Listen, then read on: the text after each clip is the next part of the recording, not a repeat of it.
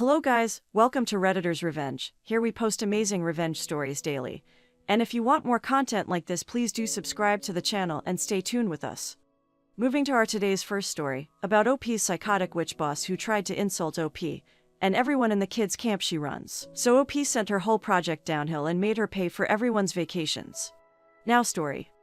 Last year I took a summer job for a kids' camp. It seemed to be quite well paid and I wanted to try how working with kids goes. The hiring process was a little odd. As for the interview, I was called unexpectedly, and that woman, which was later my boss, spoke on the phone for about 2.5 hours plus and asked some really weird personal questions. For example, she asked, "You aren't a COVID, aren't you? Remember that, it will be a factor in the story." Anyway, I needed the money and it was the only callback I had gotten so far, so I took it. She then made us all come in 2 times before starting the job, so that she can explain it to us. Both times it went on the whole ducking day, without being included in our payments because it was not mandatory. I got to be the boss of my team. Then the first day came around and we faced 20+ children with their parents, but the boxes with the name lists, the toys, and everything wasn't there. We improvised and wrote their names as they came and hoped that they are indeed signed up. Later the boxes arrived, but the contents were measly at best. She had given us 2 kinds of games, Uno and something else, and bought them like 3 times. We got little instruments for the kids to decorate, but when she came around to check on us a few days later, she screamed at us. The ducking kids shouldn't have been allowed to take the instruments home, which she never said and made no sense. The next few days went on like this. She came around and screamed at us for doing something that made sense to every one of us, and pretending she had instructed us otherwise at the unpaid non-mandatory orientation meeting, which I attended every time. She just talked about her personal life, no instructions. She went on and offended every single person in existence. She doesn't want to have lactose intolerant or handicapped kids in the camp because they are too much of a hassle. My Muslim colleague got scolded for wanting to go home to her toddler after a 10-hour shift, and she asked her in front of everyone if her son still sucks on her titties because else she doesn't have any reason to go home. Parents with questions or complaints are to be educated like kids because they behave like that when they didn't get ducked by their wife the night before. Also, she made us work more than 12 hours without a break and shit on me. When I stood up and went home at point 12 hours worked. We have a law that requires that here. But 2 events stood out when she went after the kids. On the first occasion, you have to remember that this woman has an unhealthy obsession with corona. She not only changed the rules of everything anytime it fit her narrative, with us, but she also did that with the parents, which led to misunderstandings. Every single day. So she asks the children, aged 4 to 10, which one had done an antigen test, and who had a PCR test. Of course, the children didn't all know what that is, and a little 5-year-old girl raised her hand for the false one. When the witch, my boss, noticed that, she gave this poor girl the scolding of her life and told her that she is dumb as a rock for not knowing the difference. Pretty sure this girl had spit in her face. I was so in shock, I probably should have slapped her for that, but I didn't. The girl tried hard to not cry and didn't come back the days after. The second incident was even more disturbing.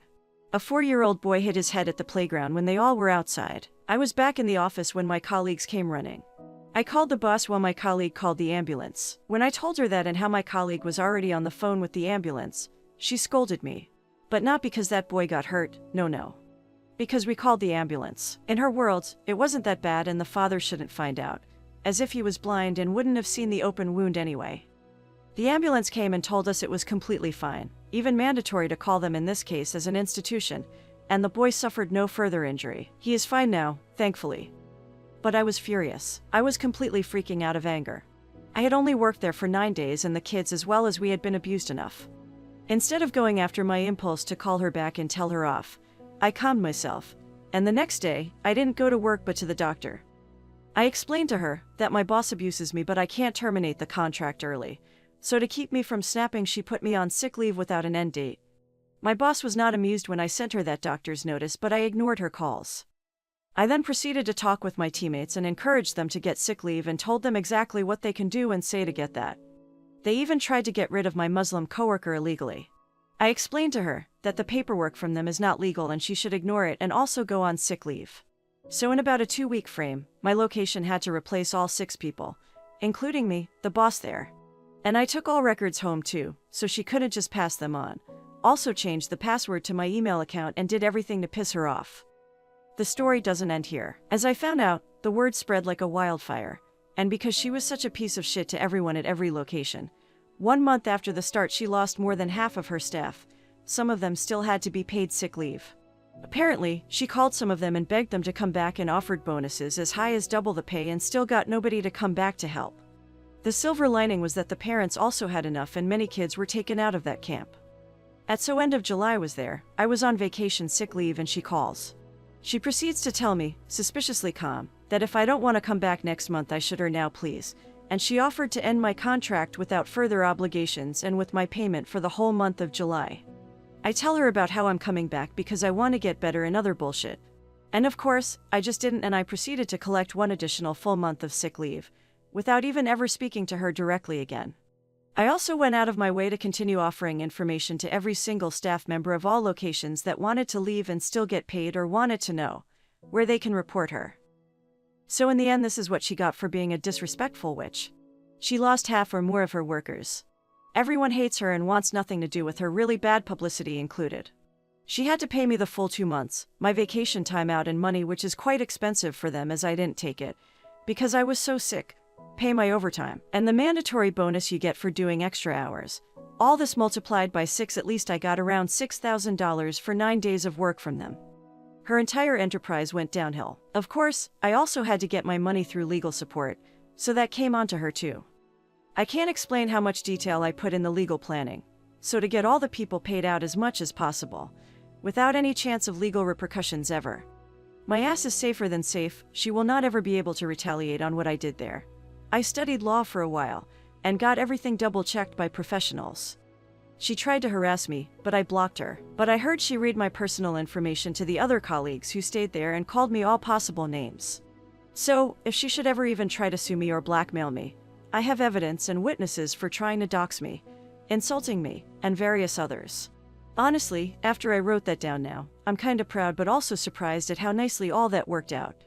I didn't see any listings searching for that project this year, so hopefully, that went downhill and I hope she went back to hell and become unemployed.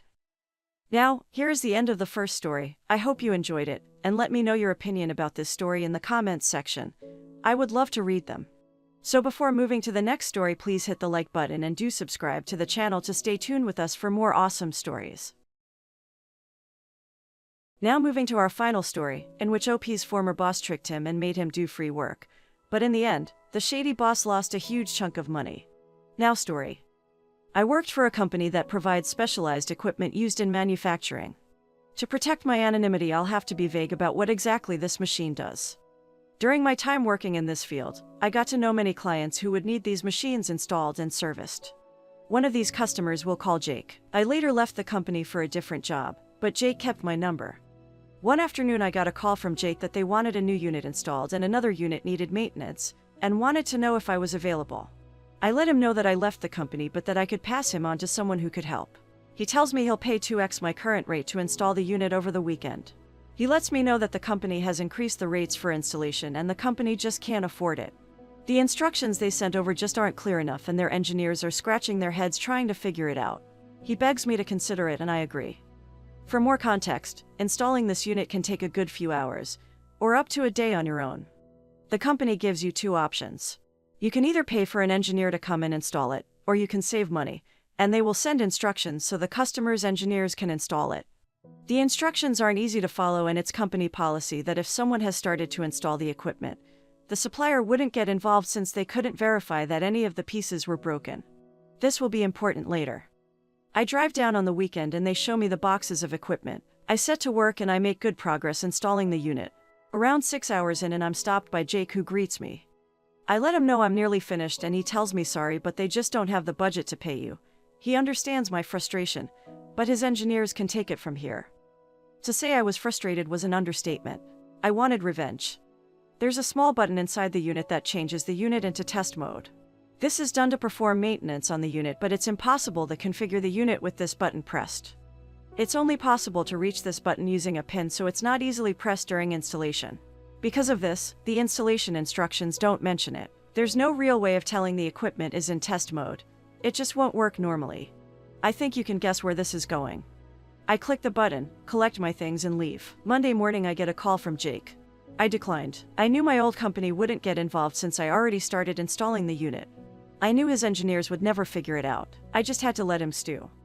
A few days later, with many missed calls, I finally pick up. Jake is furious. He asks me where the hell I've been and why I haven't been picking up the phone. He tells me they can't figure out how to configure the machine and they need my help. I tell him, why is this my problem? You won't pay me. He told me he was sorry and they would work something out if I could get there as soon as possible. I told him, oh no, you're going to pay me £7,000 upfront before I do anything. I'd never felt this powerful before. He screamed at me for a bit and hung up. He called back a day later after saying he's sorry for how he acted and said that if I could come to fix it he would pay me, in a defeated tone. He tried to fight it, saying he'll pay when I was done, but I was having none of it.